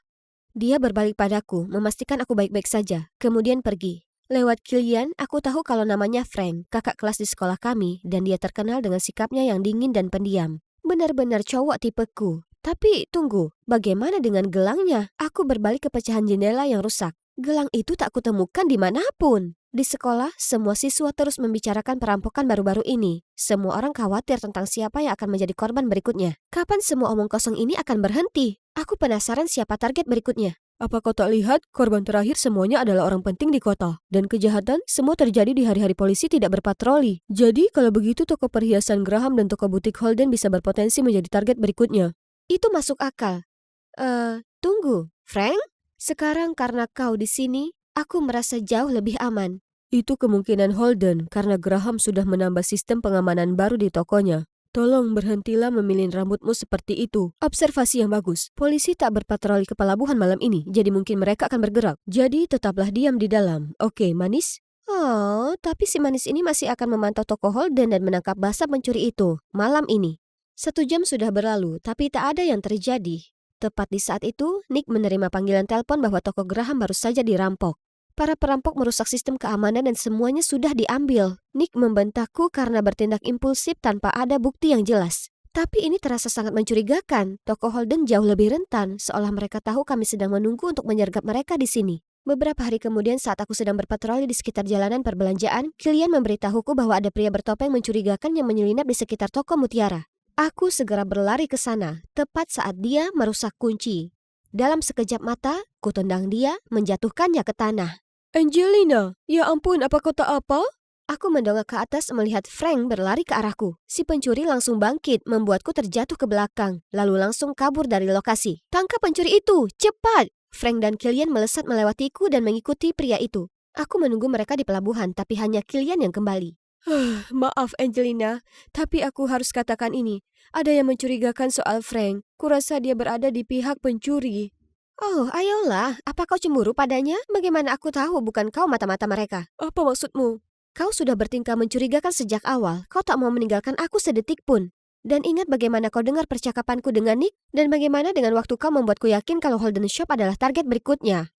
Dan sekarang kau menyalahkan Frank? Kau sangat terikat dengan si brengsek itu. Kulihat dia dengan sengaja biarkan pencuri itu pergi. Saat aku hampir menyusulnya, Frank tiba-tiba berhenti yang membuatku menabraknya. Lalu pencuri itu lolos. Itu tak mungkin. Dia selalu ada untuk membantuku. Akulah yang selalu mendukungmu. Tapi kau hanya melihat penipu itu sebagai pahlawanmu. Lupakan saja. Tunggu, aku tak tahu siapa yang bisa dipercaya. Ini semua sangat membingungkan. Tepat di saat itu, aku mendapat pesan dari Frank memintaku untuk pergi ke tempat camping meteor ini karena dia punya hal penting untuk dikatakan padaku. Oke, ini saatnya untuk mendatanginya dan mendapatkan kebenarannya. Aku bergegas ke sana secepat mungkin hanya untuk mendapati tak seorang pun. Aku melihat sekeliling dan memperhatikan ada tenda menyala yang mencurigakan. Tutup tenda tiba-tiba terbuka dan ada bayangan yang melesat ke arahku. Hei, tenanglah, ini aku. Aku membuka mata melihat Frank di depanku. Dia sudah mengatur tempat ini untukku. Frank tiba-tiba meraih tanganku dan mengaku. Angelina, aku sudah jatuh hati padamu. Aku bertanya-tanya, maukah kau menjadi pacarku? Bersama kita bisa menjadi pasangan berpengaruh. Dengan organisasi X-mu dan klan Dark Walkersku yang mendukung kita. Bagaimana kau tahu kalau aku terhubung dengan organisasi X? Aku sudah memperhatikanmu sejak hari pertama kau berkeliaran di pasar ikan dengan Nick tua itu. Ingat gelang ini, kau hampir menangkapku saat itu. Kau bajingan bau busuk tak tahu malu. Aku bahkan lebih percaya padamu dibanding Kilian. Oh, ayolah. Bukan salahku kau jatuh hati padaku dan mengkhianati sahabatmu. Kau dan aku, kita punya kesamaan. Hanya akan cocok kalau kita jadi tim. Cukup. Dengar baik-baik. Aku tak akan pernah bergabung dengan bajingan sepertimu. Bagaimana kau? Teman-teman, tangkap dia! Dari tenda, bawahan Frank keluar satu persatu dan mengepungku. Lalu secara bertahap memperketat pengepungan. Kita lihat siapa bosnya sekarang. Oh, tidak, aku jatuh ke perangkapnya. Para berandal itu membawa tali, siap untuk mengikatku. Tapi tepat di saat itu, ku dengar suara mesin mobil mendekat. Apa itu? Kilian menuntun Nick dan organisasi X? Dia melompat keluar dari mobil, lari melewati para bawahan itu dan prank untuk ke tempatku. Angelina, kau baik-baik saja? Kau tak terluka dimanapun kan? Aku menggelengkan kepala dan merasa sangat tersentuh. Dia datang untuk menyelamatkanku. Kukira kau marah denganku. Memang, sedikit. Tapi aku tak bisa biarkan kau sendiri. Jadi aku pergi ke Paman Nick. Di balik Kilian, Paman Nick dan tim telah meringkus semua perampok dan pemimpin mereka, Frank. Sekarang mereka akan katakan semua rahasia kotor mereka di depan hukum. Ternyata, ayahku hendak mengekspos klan Dark Walker atas perbuatan jahat mereka saat mereka menjebaknya dengan sengaja membuatnya cedera dan menjebloskannya ke penjara. Sejak aku jadi pemimpin baru di X, Frank telah berusaha merayuku supaya dia bisa memanipulasi organisasi. Tapi akhirnya, ayahku terbukti tak bersalah dan dibebaskan. Aku dan ibu menyambutnya pulang dengan tangan terbuka. Ayah sangat menyesal karena meninggalkanmu. Ayah khawatir akan menempatkanmu dalam bahaya. Itu tak apa, Ayah. Ayah pasti juga kesulitan. Maaf karena aku butuh waktu lama sekali untuk menyadari betapa bangganya aku padamu. Aku sangat merindukanmu, Ayah. Ayah sangat terkesan dengan apa yang kami capai untuk organisasi itu. Ia bahkan putuskan untuk membiarkanku terus jadi pemimpin, sementara mendukungku dan mengajariku trik-triknya. Dan aku tahu pasti semua akan baik-baik saja, terutama dengan laki-laki ini di sampingku. Jadi aku sudah lakukan pekerjaan dengan baik untuk membuktikan diri, Lady Boss. Posisi wakil ketua sepertinya cocok denganku. Bukan begitu? Kau pantas mendapat promosi. Bagaimana kalau wakil ketua dan pacar?